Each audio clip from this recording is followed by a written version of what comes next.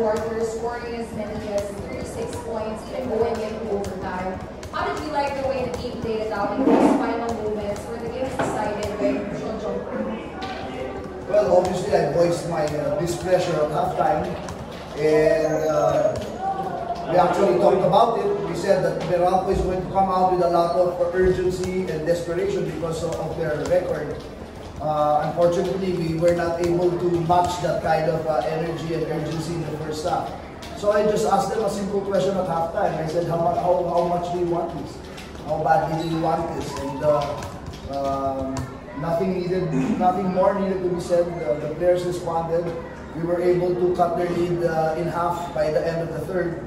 And I think the energy of the bench, Gio, Alalon, Skyray, and Henry were big off the bench for us.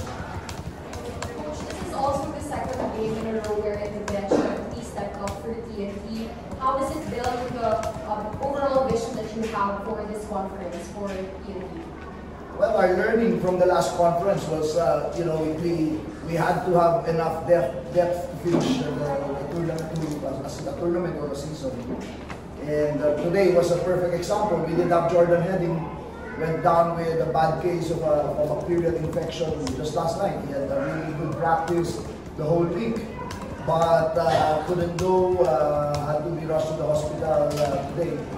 And like I said, without a key part of our second unit, the others were able to fill in, specifically Gio Alalon in that spot.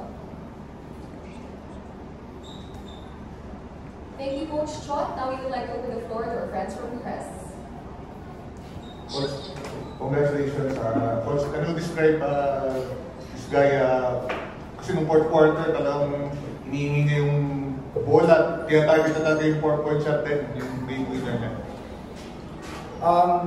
Sa amin naman kay Ray, it's just a matter of making the right decision.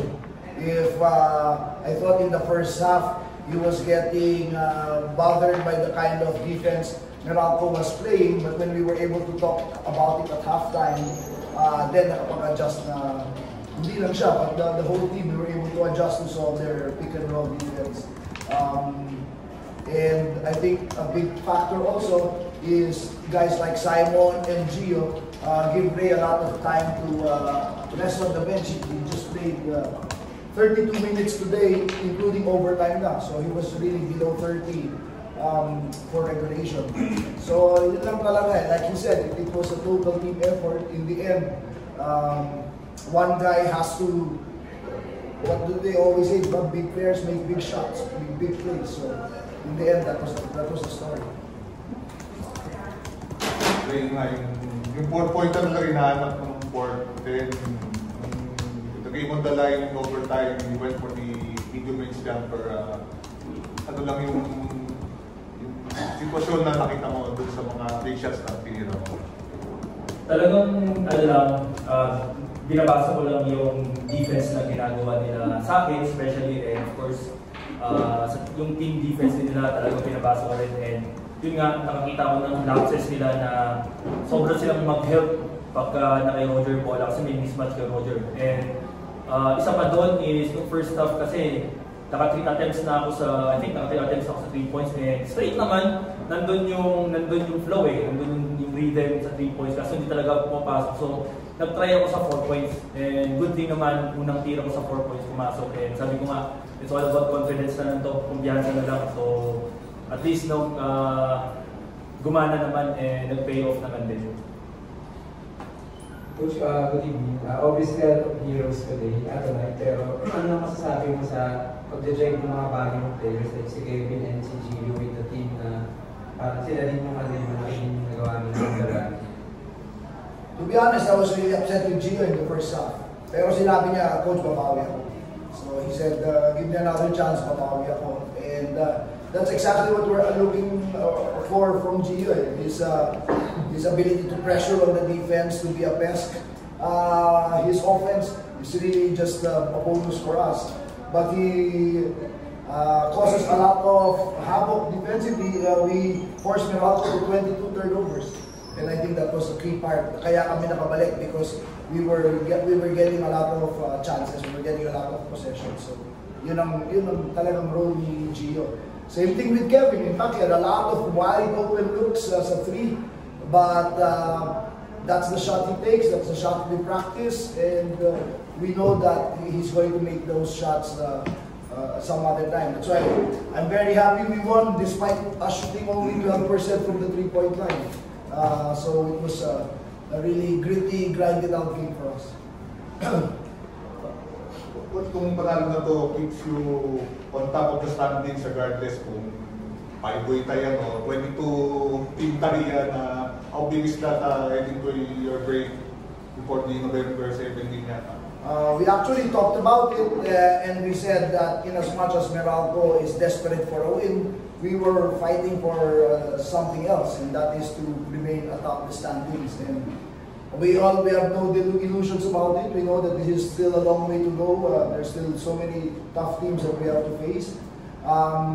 So right now, our focus is number 1 on recovery, rest and recovery, and then be ready for our next game. Ray, nung fourth, nakamiss ka ng 4-point shot, nakahinga ka ba ng malawag na tinapos mo ng overtime? Sobrang laki na kaya ko talaga yung last shot noon kasi parang pupumasok yun yung turning point na. Tapos na talaga Kaya nung nag-overtime talagang sobrang nagsisisi ako, pero yun nga, naging motivation ko rin yung overtime na kailangan hindi man mga 4 points, at least nung last shot ko, doon talaga ako nakahinga na at least nabawi ko din yung miss ko na 4 points. Coach, pero tingin mo right decision pa rin yung late ng fourth na na-miss ni Ray? Yeah, kasi dinobol si Roger. Yes. So pag kick out niya, libre-libre talaga, late na late yung rotation. And kakashoot lang niya ng similar before that, di ba? So that was the right decision. Sa amin, gano'n shoot, we call it high value shots. We make sure that we're taking high value shots. And a wide open 4-point play, out of rotation, out of ball movement for us is a high value shot. As long as it's a rub shot, which is in range, open, and balanced.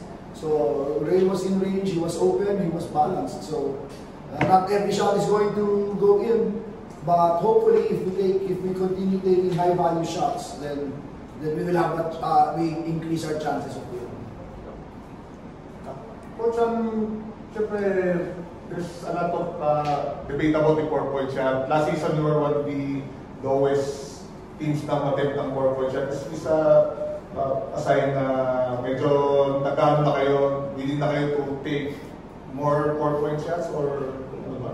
Wala naman tumitira sa amin ng 4 points kundi dito But again, we take the best, highest value shot. Sometimes it's a 4, so most of the time it's a 3. So whatever it is that the situation calls for, I think in the end, continuously making it, having that in our tool set, I think is a big weapon. So if we have that 4-point shot in our kit, then I think that's something that other teams will have to worry about. And that sums up our post-game press conference. Thank you and congratulations once again to TNT. Coach, thank you.